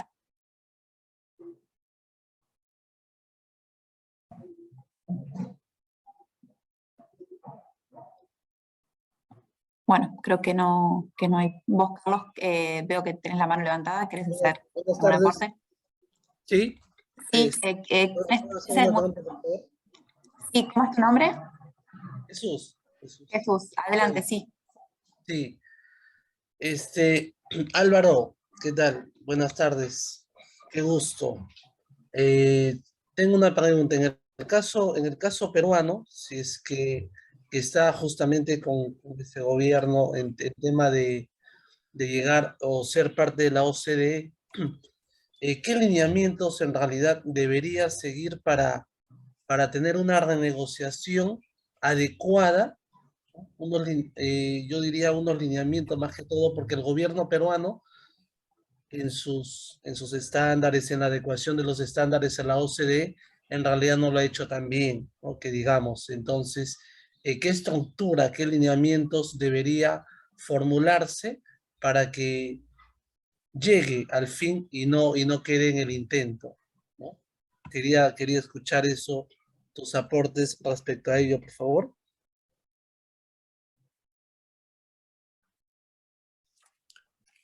Juliana, mil disculpas, me salí de Desconectó, la ¿no, Álvaro? contigo y no escuché prácticamente la consulta de Jesús, no sé si era para mí o para Sí, Carlos. sí, sí. Jesús, ¿podrías repetirle, por favor, la pregunta? Sí, Que sí. Decía Álvaro, en el tema de Perú en su consolidación a la OCDE, ¿qué lineamientos debería seguir para tener una adecuada renegociación de los convenios? Porque Perú tiene muy pocos convenios de doble imposición a la fecha. ¿Qué lineamientos debería seguir para llegar a la OCDE de forma adecuada y no hacer pues lo que rutinariamente hace el Estado peruano, ¿no? Una simple, entre comillas, reforma, pero en realidad no es que una más que modificación. A ver, quisiera escucharte en ese aspecto, por favor.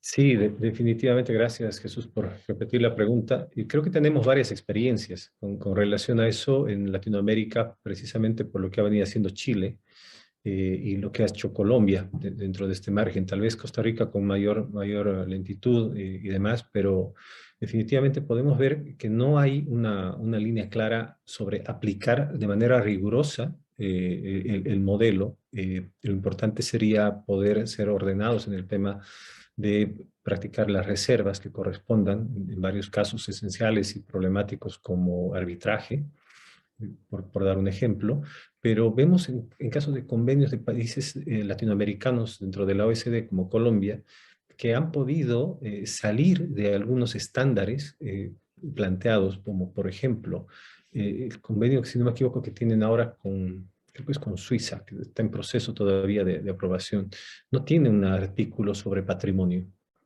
¿no? Solamente por dar vamos a hacer una mención, y tiene otro tipo de salvaguardas que las están aplicando y ejerciendo en ese sentido.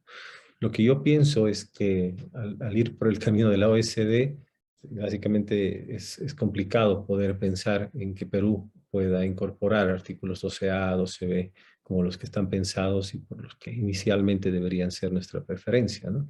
Entonces creo que el camino va por ese lado, las reservas, y segundo, comenzar a digerir lo que es el modelo SD dentro de los puntos más delicados que tenemos, ¿no?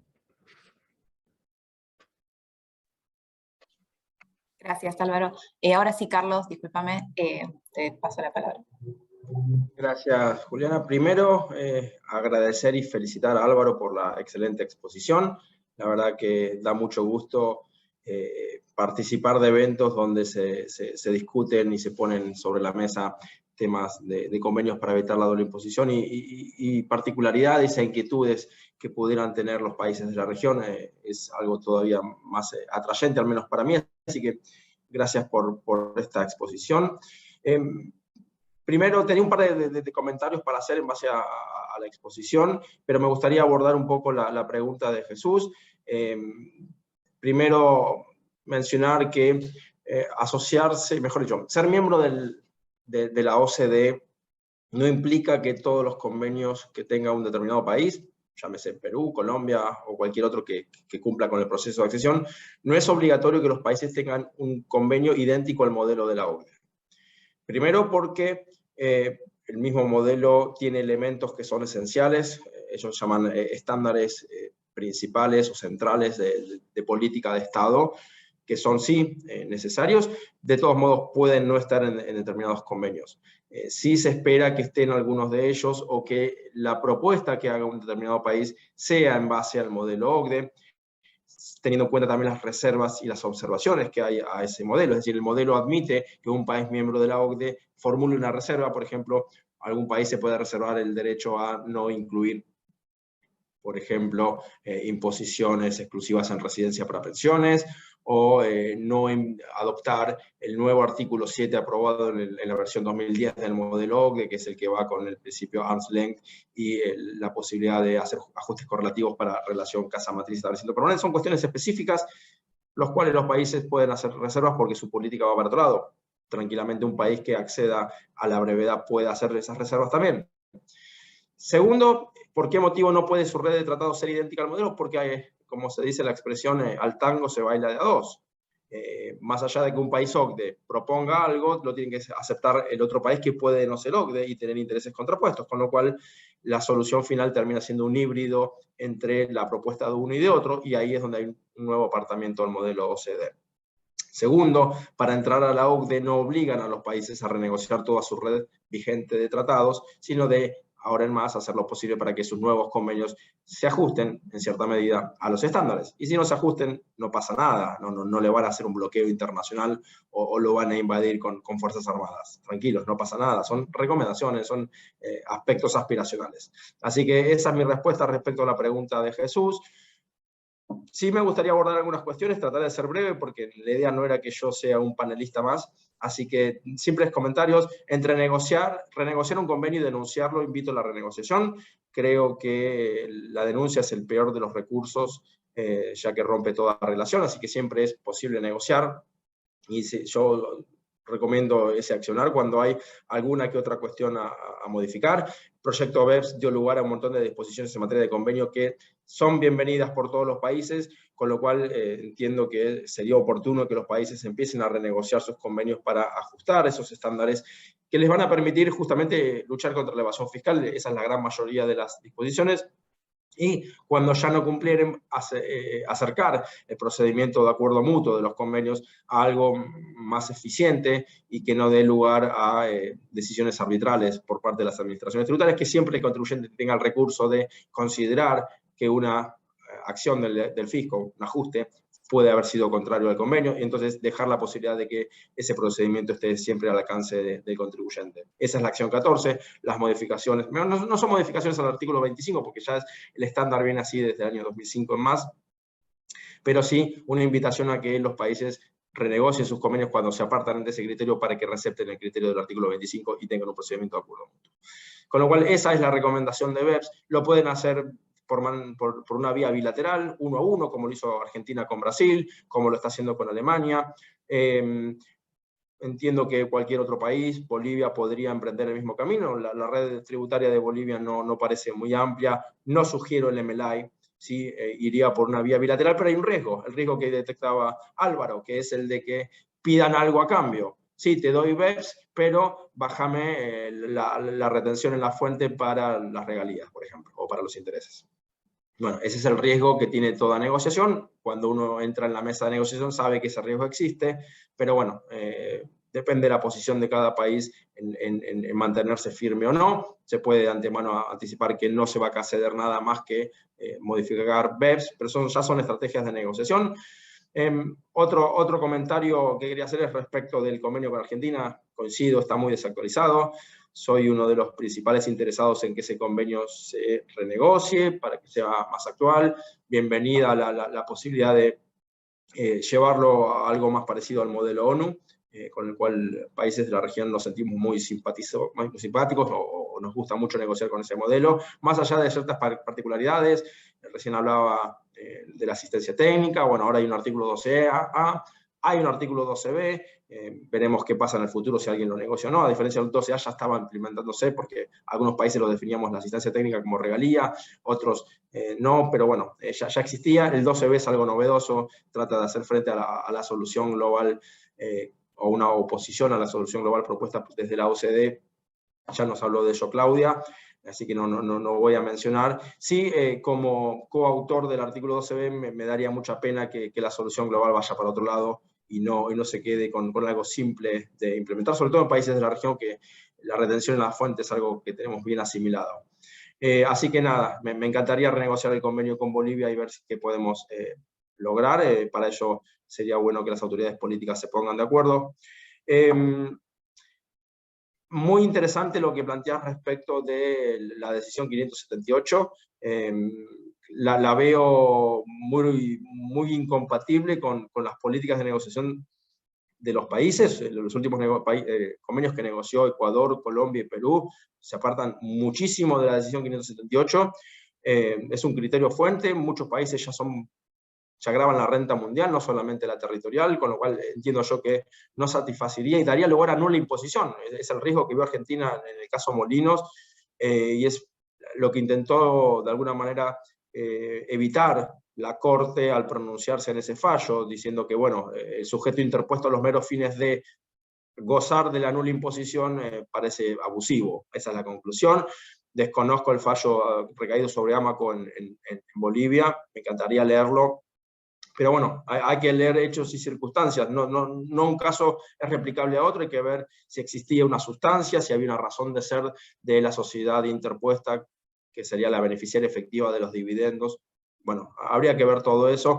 Hay un montón de aportes, no son doctrinarios, son comentarios al artículo 29 del modelo de la OCDE, que da ejemplos de bajo qué circunstancias es adecuado considerar que el propósito principal para una serie de transacciones, llámese interponer una sociedad, fue a los meros fines de beneficiarse del convenio y por lo tanto debe ser denegado el beneficio. Esa es la regla PPT de la que hablaba Álvaro. Bueno, veamos la ilustración de esos ejemplos, a ver si todo el mundo coincide en esa interpretación. En el caso de que Bolivia no coincida con eso, bueno, está invitado como todo país no miembro de la OCDE a formular sus posiciones y apartarse de la interpretación recaída en los comentarios del artículo 29 para decir, miren, Bolivia interpreta este artículo de una manera distinta y bajo esta circunstancia no es posible denegar los beneficios porque considera que no hay abuso. Sería fantástico, así llevamos certidumbre a todo el mundo sobre cómo se comporta cada país y que se ve obligado el Ejecutivo a seguir los pronunciamientos judiciales de otro órgano. Así que,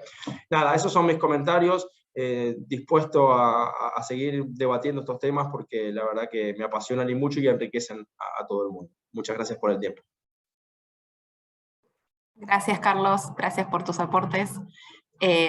No sé si hay alguien más que tenga alguna pregunta. Si no, vamos a dar el cierre a esta jornada. La verdad que fue muy enriquecedora. Gracias a los expositores, gracias Álvaro. Y Carlos, obviamente, también por tu participación. Les agradecemos a todos en nombre del centro. Los esperamos la próxima jornada, que va a ser el 11 de mayo. El tema a disertar va a ser los nuevos modelos de negociación de convenios tributarios en la era de la economía digital, con dos expositores, Natalia Quiñones Cruz de Colombia y Pablo Majú de Chile. Así que cada vez más interacción en toda América Latina, así que los esperamos. Y bueno, muchas gracias a todos.